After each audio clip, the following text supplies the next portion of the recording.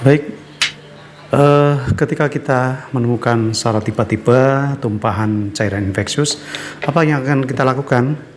Lakukanlah pembersihan dengan prosedur spill kit. Yang pertama, kita harus amankan daerah tumpahan dengan memasang segitiga pengaman, lalu membawa spill kit box, dekatkan di area tersebut, keluarkan isinya yang kita perlukan. Karena ini adalah tumpahan infeksius, maka yang kita keluarkan adalah yang pertama cairan desinfektan, dalam hal ini adalah hipoklorit. Kemudian air bersih juga, dan jangan lupa hand rub ya untuk nanti proses cuci tangan. Keluarkan 2 kresek kuning ya. Yang pertama untuk nanti untuk membuang bekas cairan infeksius, dan yang kedua, kresek yang kedua adalah untuk menempatkan alat pelindung diri yang bisa kita reuse. Sebelum kita melaksanakan kegiatan pembersihan, maka kita lakukan kebersihan tangan dengan menggunakan hand rub 6 langkah. Tentunya teman-teman sudah paham betul ya, 6 langkah kebersihan tangan.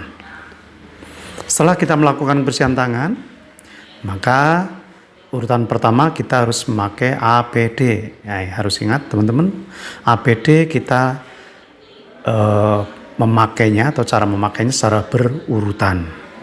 Secara umum APD ya, secara umum kita memakai APD itu dari bawah dulu ya, dari sepatu ya. Ini kebetulan kita sudah memakai sepatu ya, karena di tempat kerja. Kemudian naik ke atas kita memakai apron. Ya, urutannya seperti itu, dari bawah sepatu, kemudian apron, selanjutnya masker. Ini karena kita sudah biasa memakai masker, maka langsung saja kita memakai alat pelindung diri Google. Ya, dalam hal ini adalah bertujuan untuk menghindari cipratan cairan infeksius yang berisiko mengenai wajah dan mukosa mata kita.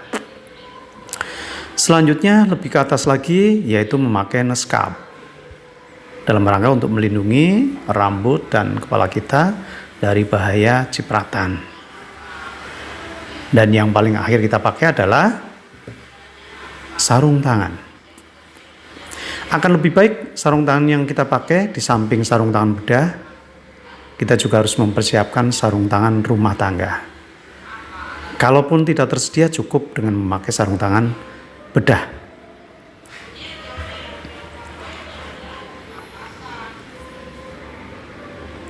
Oke. Selanjutnya kita persiapkan kertas penyerap. Ya, dalam hal ini bisa memakai tisu, bisa memakai kertas koran atau kertas yang lain yang mudah menyerap. Yang kita pakai adalah underpad yang kita sudah potong sedemikian rupa ya. Lalu tutupkan ke atas tumpahan cairan infeksius tersebut.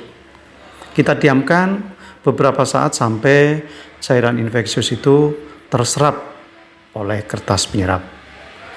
Lalu lakukan usapan seperti itu, seperti ini ya. Kemudian letakkan bekas usapan tadi ke kresek warna kuning. Lalu kita semprotkan cairan desinfektan, yaitu hipoklorit. Kita diamkan selama 2-3 menit. Tentunya untuk memberi kesempatan cairan desinfektan tadi berinteraksi atau bisa membunuh kuman-kuman infeksius tadi. Selanjutnya kita tempatkan kertas penyerap di atasnya, lalu usap dan bersihkan, dan buang pada kresek warna kuning. Ya, kita bersihkan juga dengan menggunakan larutan biasa atau air biasa. Lalu selanjutnya kita bersihkan dengan kertas penyerap selanjutnya ya. Pastikan bersih. Ya, kita tempatkan pada kresek warna kuning yang pertama. Selesai sudah acara pembersihan ini, nah, selanjutnya adalah proses pelepasan APD.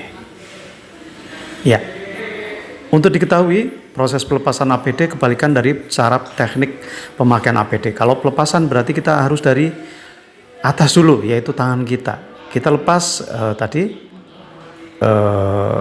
sarung tangan.